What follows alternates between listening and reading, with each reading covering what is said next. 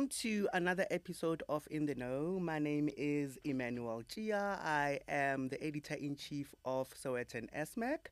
Now, today, our guest, for more than 2 decades, or close to 2 decades rather, we have invited them into our living room. For that reason, they've become a household name. But today, he's going to be inviting us into his living room. His name is Mr. Warren Masemola.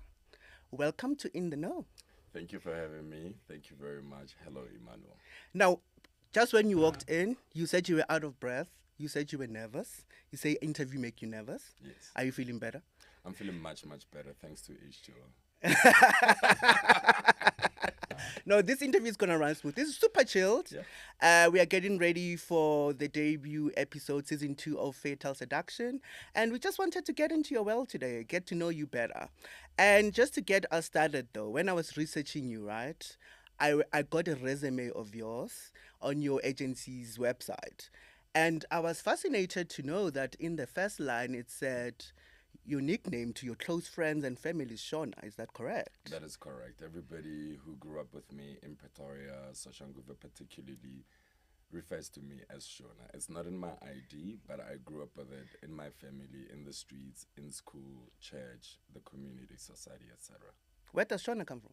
So my parents used to just, like, when they made me play, they'd go like shu no no no shu na na na shu shu shu shu shu na na, and then it ended up a name. And then in the future, I met somebody who went by the name Shona, Okay. and it was a first. And then I said to him, "You cannot. And where do you get it? And what does it mean? And how did you end up with the name?" May his beautiful soul rest in peace. Knock on wood. But also, when I was going through your resume, right, the second thing I that stood out was it said you had 2 special skills, and one of them, the first, was dancing. Take us through that.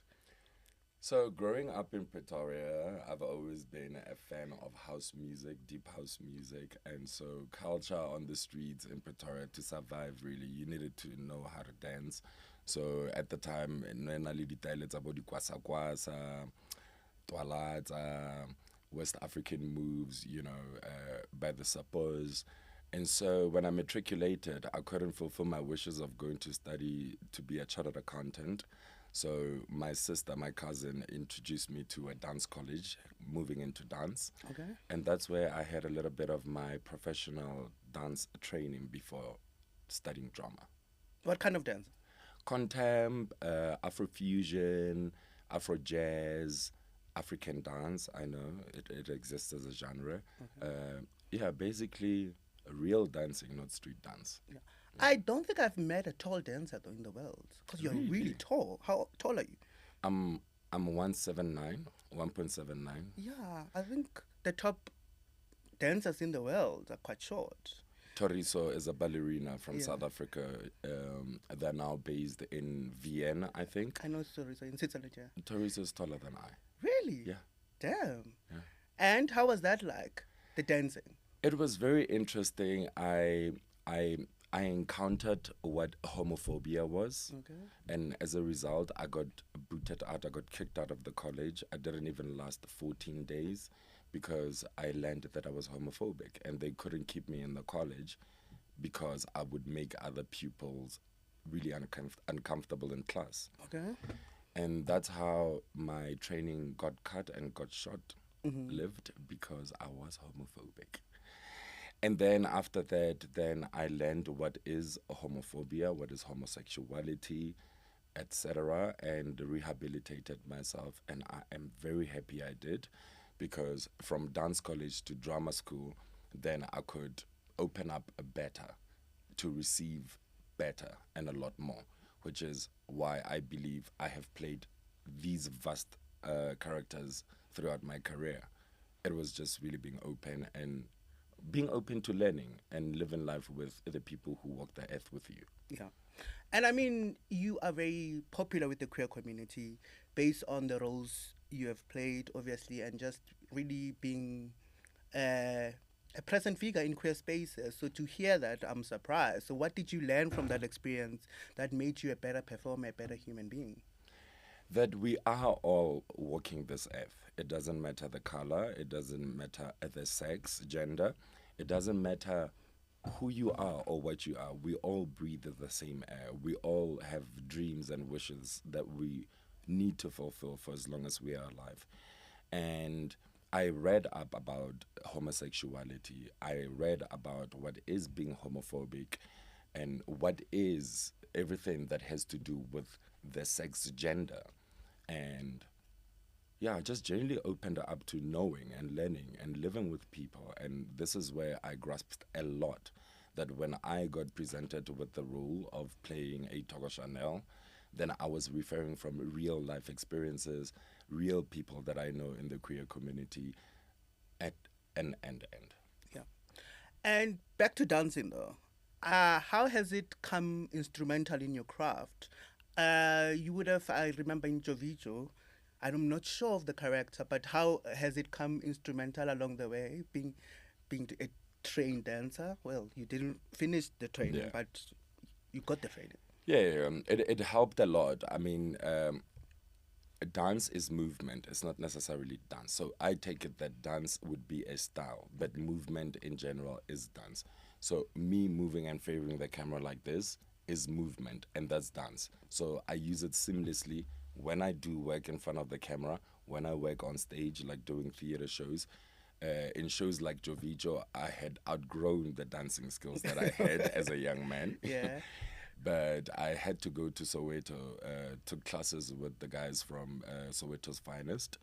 While they were still in Proti on the street, I would take a BRT, get to Proti on the street, and they taught me Sepanzola.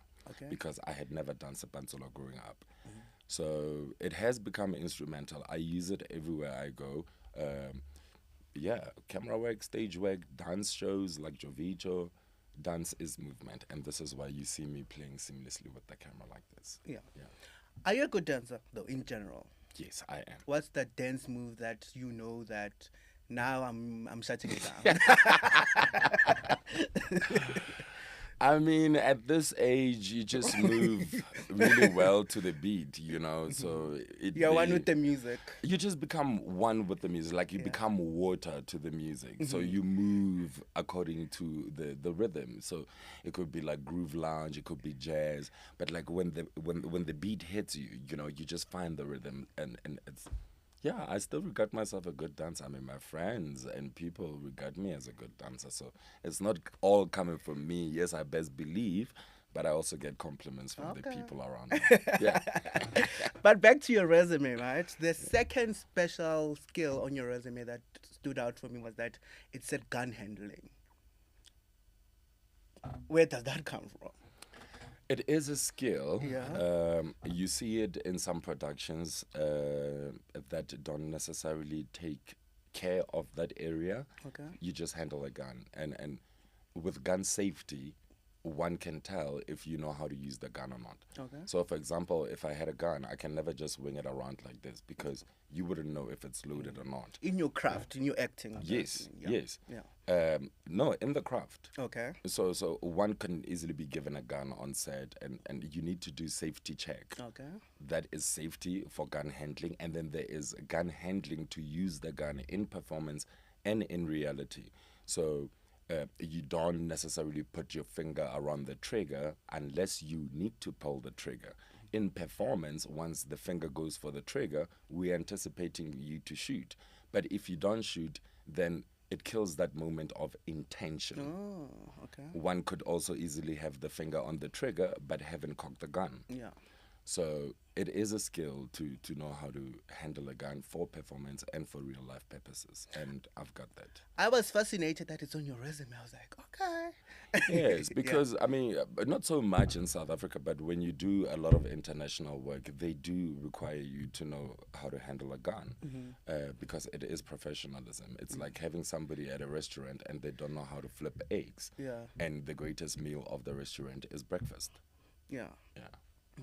And you've done so much. I mean, in this 20 years or so, you have played. It's been 20? It's been 2 decades of Warren Masemola. Oh, yeah. And you've played everything, but I wanted to know which one is easier to play, comedy or drama? Drama. Easier. Drama is easier for me to play than comedy. Really? Yes, because comedy is scripted, Okay. and you work around funny beats and comedic timing and stuff like that. But drama, I live quite a dramatic life. Yeah. I come from Soshanguve.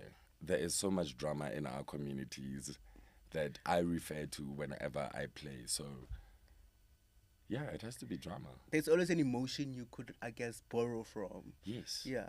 And what makes comedy so difficult then?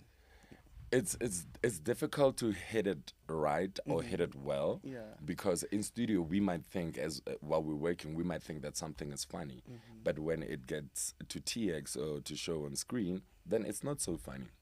So we easily laugh at each other's jokes, at each other's humor, but although it's scripted, it has to work in comic timing.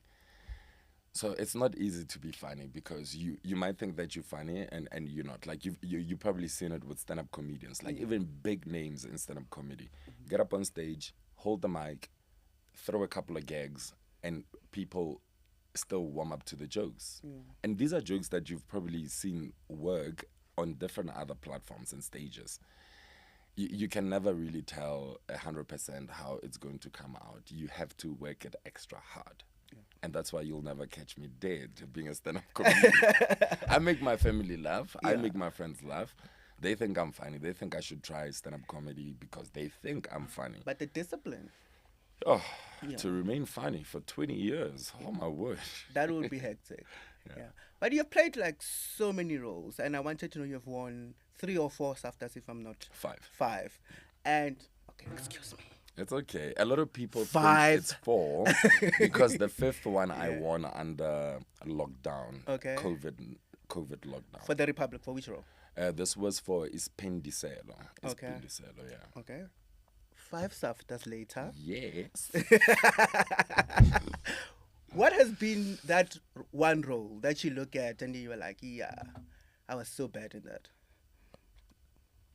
Really?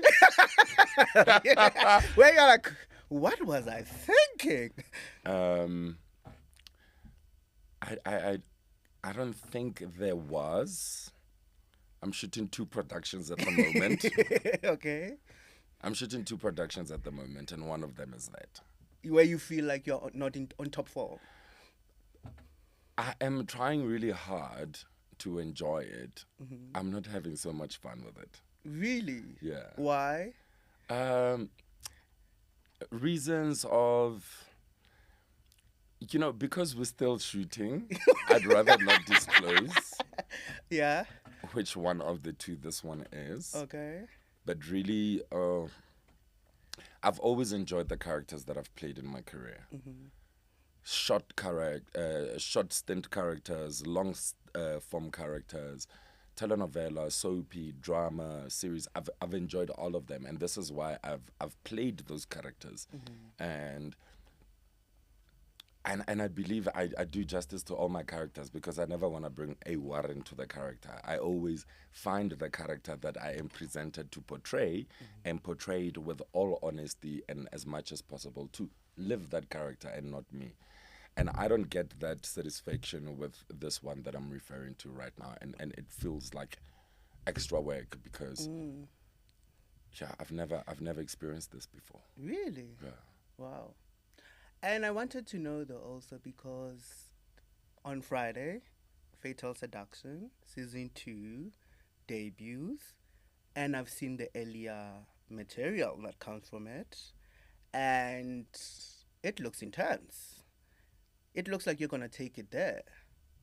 Are you taking it there? We are taking it there. I mean, if you remember at the end of the first installment, you just get to see my character towards the end. And that's it. That's the end of it. Yeah. We pick up exactly from there. Okay. I play the character of Minister Vilagazi. He is a police minister. Okay. By day. He is a police minister in government, and he then also has another life outside his ministerial position. He's got a underground club Okay. that is very exciting, and this is where Minister Vilakazi runs all of his shenanigans with assistance of her collar handler, Yeah. Precious, and they play a lot. Yeah. And a lot of people's lives are at stake because of Minister Vilakazi's character. He's got a couple of people, on puppet strings, and he runs the show. But by the show, I mean like he runs them to run his show for his excitement, Yeah. enticement. I'm just gonna call you out, right? The minute before the camera start rolling, Yeah. all of a sudden the camera is flashing, you become a prude. Stop that. Before the camera started flashing, you told me, Yeah. Kore, there's a lot of BDSM in the show. Absolutely. There's a lot of skin, real skin and Yeah. leather skin. My favorite type of skin. Of course. Yeah. There's toys. Okay. There's whips. There's chains in Minister Vilakazi's club. Masquerades. Secret cameras. Kink. Very, very kink. Yeah. What was your favorite toy to play with on the show? The cross. I never get to play with any of the toys because Precious does that. So Okay. my favorite was the cross. So there's a cross that you saw at the end of season 1. Man is up on the cross and he's receiving what he enjoys. Yeah. The cross was my favorite. I remember even when we rapped, I was like, oh, it would really be nice if I could take the cross with. But we were shooting far away from my house, so to courier the cross to my house was another mission. But Yeah. we had fun playing on that cross. On that cross. Yeah. So is he more the dominant one in their relationship? Is he always dominant? Precious is the dominant one. Okay. He submits. He submits. Oh, he submits by night. Yeah. Oh, okay. Are you a submitter or are you a dominant? As Minister Vilakazi, As Warren. I'm not in a relationship. In previous relationships. Oh yeah. Why are you getting I've always, excuse me, I've always been the dominant one. Okay. Yeah. I like to give them gyabafa. What do you like about being dominant? Just not the control in power per se, but like being able to drive the ship where it's going and make sure that it sails smoothly to the end of the waters. Yeah. But in terms of storytelling, though, don't you think we have come a long way? Because post-apartheid, obviously a lot of the content was edutainment, and it was important for that era. But I mean, a lot of the television, especially with the arrival of the streamers, have gotten very risque, and it must be really fun to play as an actor, I assume. Yeah. Yeah. It is because, like you mentioned, we were at some stage where we felt like we need to tell all stories that make us South African, and a lot of what makes us is pain. Okay. So our stories were going that direction, and I'm really pleased to see that the writers are more brave. It's not much to do with the streamers, but like just the generation of writers we have right now just want to tell stories. Yes, we still tell stories about our history as a country and a people, but I love where we are going. Surely you would have seen with the other productions. Shouldn't mention them, but like you've seen the turn in the tide of storytelling. We are more brave. We're telling global subject stories. We are telling different genres of stories, and not just drama, or just drama or comedy. I think we've come a long way. We in a good space. I mean, just the shows that I've been shooting this year alone, 2025, and the characters that vary is just new juice to the industry, and we're having fun. And this material you did for Fatal, is it the most risque on camera that you have ever done? We could no, it's not. Yeah. But I think this one, because of how it is built for that world, Okay. it probably might come It's out heightened. as heightened. Yeah. But we've played in other shows, like with Jessica Nkosi when we played Ayeye. Ayeye was wild, especially at the time that it came out. I think it was 20 years ago, 15 years ago. 1-5, yeah. Yeah. It was wild at that time to see cocaine and sex and nudity and like people just naked, not just in G-strings and underwear, but like full on naked. Yeah. You know, even to work like that in an environment as performers, you know, it was fun times. I remember. Yeah. Somizi will testify. We had fun on a year. Yeah. But you talk about Fatal Seduction, sure. Like I don't think the world is ready for this. They've been asking for it. Yeah. And it's coming out, and they're going to get what they've been asking for. What's going to break the internet? Minister Vilakazi's world, my character's world, was never explored or seen in the previous one. Okay. And what you get to see is that everybody else in the show Fatal Seduction is run by this minister. Yeah. And the world is just exciting. I mean, I enjoy that space of BDSM, and to also just showcase it as a people for the world. I think we did some exciting work, and I think people will love it. And what's going to break the internet is Mr. Vilakazi. Yeah. And obviously you mentioned that you are well versed in that world, but I mean, to an average South African, it's still very much a taboo topic or fetish or genre. So to you, what does it mean? To me, it just, I listen to a lot of talk radio, and just this week, if not late last week, they were talking about the Japanese one with the ropes. Okay. And you got the viewers and the listeners calling in and saying, but does this thing really happen in the world, or is it something that people just fantasize about? It happens, it is exploring other ways of having pleasure beyond the one way that is commonly known for making babies and producing children. Yeah. It's another fun way of getting sensual and getting in touch with your sexuality and exploring these things. They take you to different angles that one never imagines that you can actually get such pleasure from. So I just like to say that it's a reality. It's available out there. Do not be shy. If you really want to explore, try it, man. It's not drugs.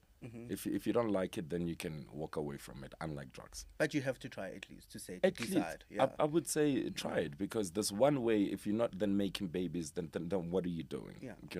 Yeah. On the radio again, I had like, people don't even explore as to kissing a nipple. Doesn't matter whether it's a male or female nipple. Some people get pleasures from it, and you learn when you read about these things or when you look them up that something you don't know can actually bring you so much pleasure. Yeah. I find it fascinating, though, that you are 42. Yes, correct. And you are very sex positive, because a lot of your peers are not really sex positive. They find sex to be discussed behind closed doors, and you're just a Gen Zer, basically, when it comes to sex. I suppose I am, because like it's always the case when somebody says I am 42. I'm proudly 42, but like I don't feel like I'm 42. I feel 2 decades younger. Okay.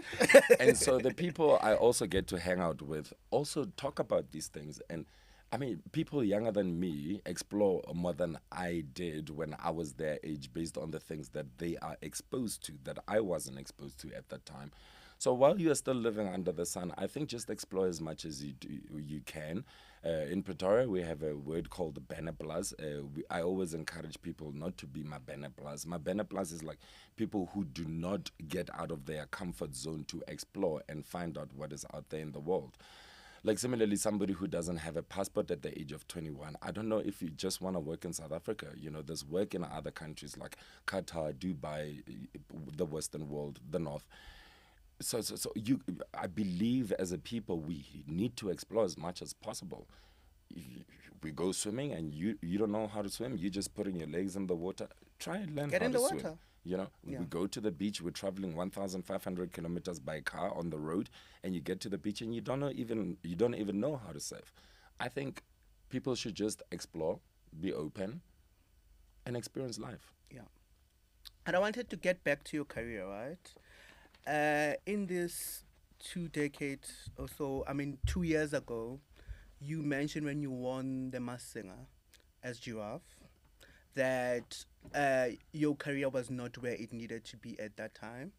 And then you walked in today and you were complaining that you were so busy. So I'm assuming you are in a good mental health state right now. I am. I mean, man, like the last 4 years of my high school was not nice. We didn't have electricity at home. My mom was retrenched when I got to standard six, which is grade eight. So she's been unemployed since I've been in grade 8. And the last 4 years of my high school, we didn't have electricity. It tells you the level of struggle we were at as a family.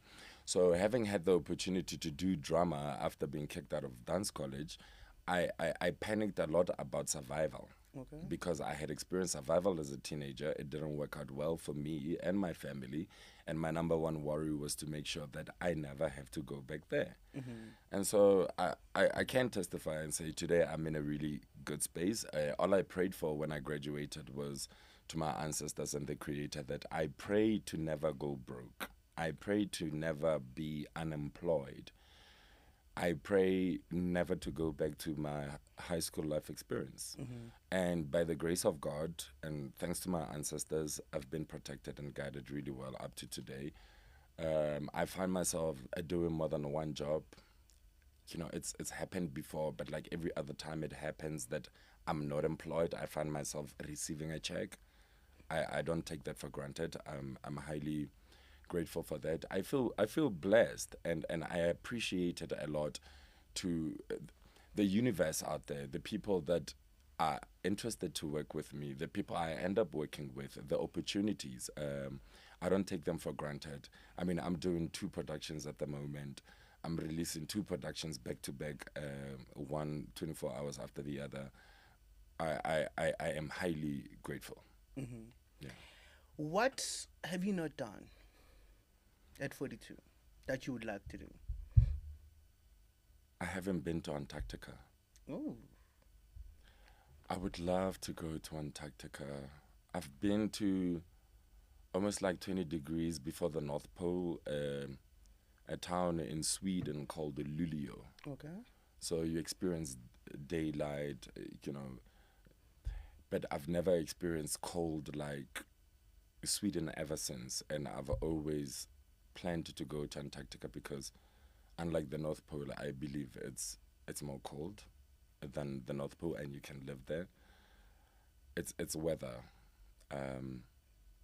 I love traveling.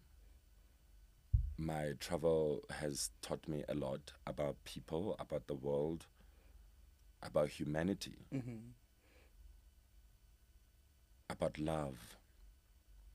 When you get to experience things you've never experienced in life, you appreciate them. And that's why I say for everything that I've experienced, I don't take for granted. I haven't been nominated for an Oscar, Okay. an Emmy. It's one of the things I would like to achieve, a global recognition for the craft that I do. Travel to the southern tip of the planet, Antarctica, and yeah. Yeah. And a few months ago, you lost your great friend, Presley Chweneyagae. Yeah. How are you doing? Not okay. Not okay. You're taking it one day at a time. Yeah. Just when I thought I was over grieving for Busilochai, Okay. we played 4 seasons together on Sis Top Lab. We had so much fun. We became friends outside work. This is how I found Presley in my life. We found each other through the craft, and we became friends. And it was just as I thought I was over mourning Busi, and then Presley. It happened. It hits. I'm still going through it. It comes in waves, I think. especially like now, I was the MC, rather host at the release of Number Gold. Okay. I was there with him on stage and the other performers. So it's like moments like these when Fatal Seduction comes out and my friend is not there to celebrate it with me, but we spoke a lot about it when I was shooting, after shooting, anticipating the release, laughing about it to say, oh, so you're going to be famous again, Yeah. and stuff like that.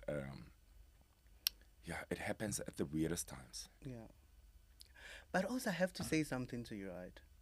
I discovered something around the same time about you, well, through observation, is because South Africans are so used to you playing, and you being Warren Masemola, the one that we know, not being serious, and here comes this viral monologue at Presley's funeral, and it goes viral, and I just realized South Africans have never really looked at you as someone who had wisdom or was that serious, and you are quite a serious person also. But having been that raw and that honest and that vulnerable in that moment, and how how South Africans are, it turned into a meme. Did it in because the messaging got lost along the way? Did it anyway hurt you? Not intensely so. Okay. I'll tell you what hurt me was comprehension. Okay. As a society, as a country, we keep on saying on the streets, yo, South Africa in Zolm is a film, a movie. Okay. But it is, guys. I don't think we take so many things serious, especially the things we should be taking serious. So I'll speak to what you're saying. So when I go about my life, then people say, "Hey Warren," and I say, "Hey Manuel." Say, "Yo, why are you so serious?" I'm like, "But life is serious." Yeah. I am not the character you're used to seeing on TV, and I'm not always not serious in all my characters. I play some mean characters sometimes. I'm dead serious. Like people say, if I were to come across you in an alley at night, yo, I'd kill myself before you kill me. Life is serious. I don't think we take things serious as we should in this country. And I think if we can change that, a lot can change about the whole lot of things that are happening in this country. Our police fraternity, our borders, our government, responsibility to ministers and people who just hold positions. You hold a certain position in your work for your life. You are who you are, and you are where you are because you take it seriously. Absolutely. If you didn't take it serious, we wouldn't be here on time recording this so that it's out there for the necessity. We need to be serious about it. This is life. You can't act like it's freezing. It's like 5 degrees minus, and you in shorts and a bikini. It's cold. Yeah. Put on some clothes. Life is serious. Yeah. And you're very poetic right now. You are a poet too. You are a man of so many beautiful words. I think for me, when I watched the viral video on television, and I just thought, it's okay to be vulnerable. You Yes. just lost your friend. Yes. This man just lost his friend. Let him be vulnerable. But I think obviously we can be in charge of what people think about it. It was handled the way it was. But in wrapping it up, I wanted to know from you. Now you're just going to interview yourself. If you could ask yourself a question and answer it, what would it be? So, Warren, tell us about Warren when we do not see Warren. Who is that guy? Warren, tell us about Warren away from the cameras when we don't see him, when he's just in his comfortable space. Warren is a father of a son and a daughter, Okay. and I enjoy playing with the children in the house. I'm a homebody. I hardly have clothes on. Okay. I enjoy my freedom. I enjoy my skin. I wish I could build my wall higher so that the other two neighbors don't get to see me. I play different genres of music because I enjoy world music. including the genre world music. Okay. I am a very happily and loud person. Like, I'm loud in my happiness. Okay. I don't choose my emotions. I experience my emotions. I'm experiencing myself. I enjoy experiencing myself in this world. I'm always trying to figure something out or learn something new. I'm always trying to inspire people. I always try and motivate people. I help a lot of people in my own corner, in my own life. I've mentored people. And these are the things that people don't know, that when I pour my heart, it's just love. Yeah. And it doesn't even have a color. It's just, yeah, it's love. Like, I've got so much love. If people who know me in my comfort zone, where people don't get to see me because they only get to see me through such medium, they will tell you that I am a lover. I love trees. Lover boy. I have green fingers. I love doing my garden. I love doing dishes. I love cooking. Even when I have a dishwasher, I enjoy doing dishes with my hands.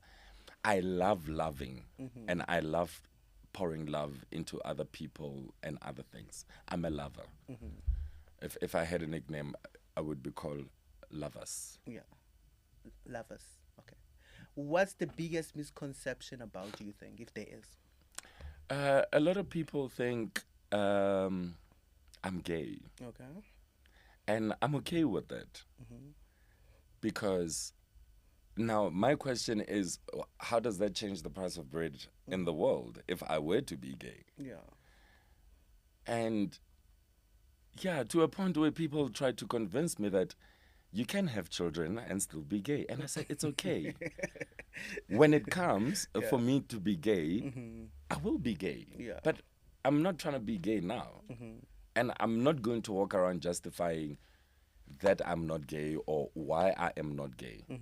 Much like the video that went viral. I am not coming back to justify for people to comprehend and then judge whether it was a good or not so good platform to say such. Yeah, I think we should just let people be. And talking about love, let's love, and let's not love based on criteria or certain things. Just let people be. Just Yeah. Let love be. Yeah. Yeah. What would most people probably be surprised to learn about you?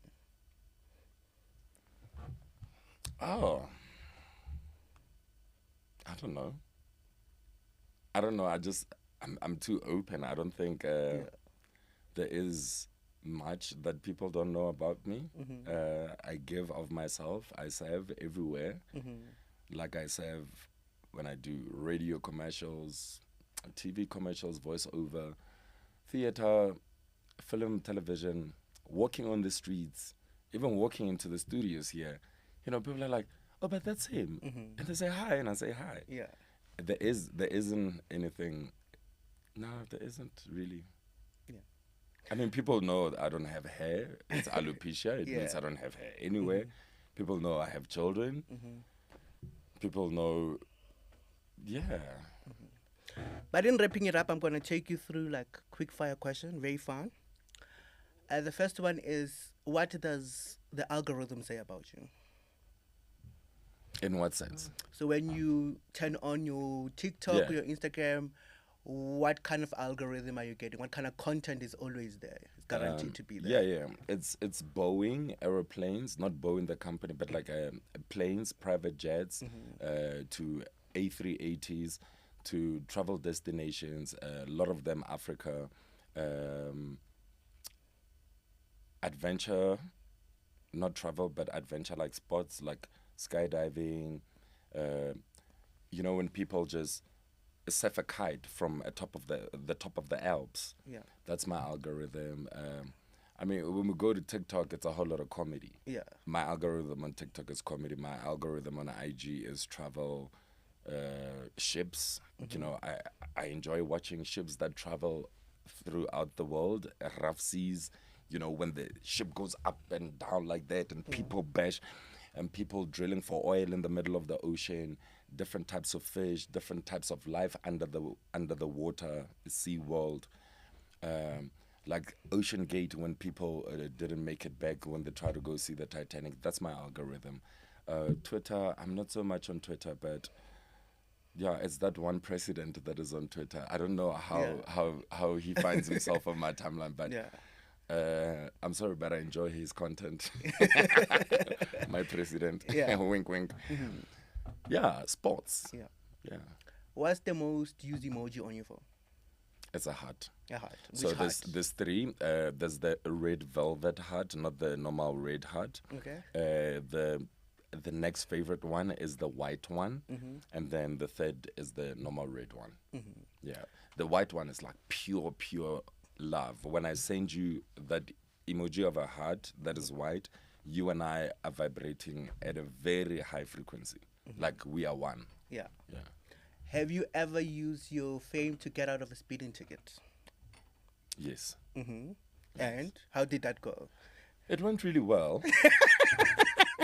How well?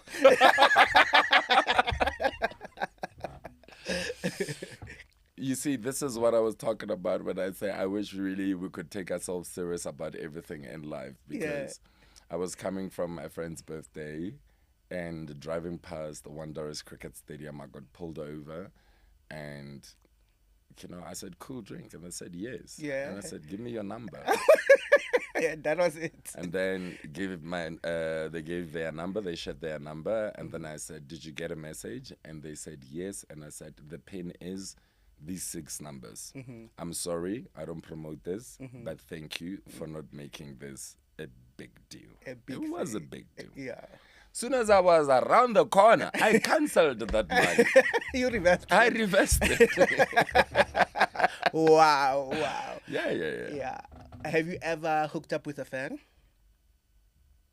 No.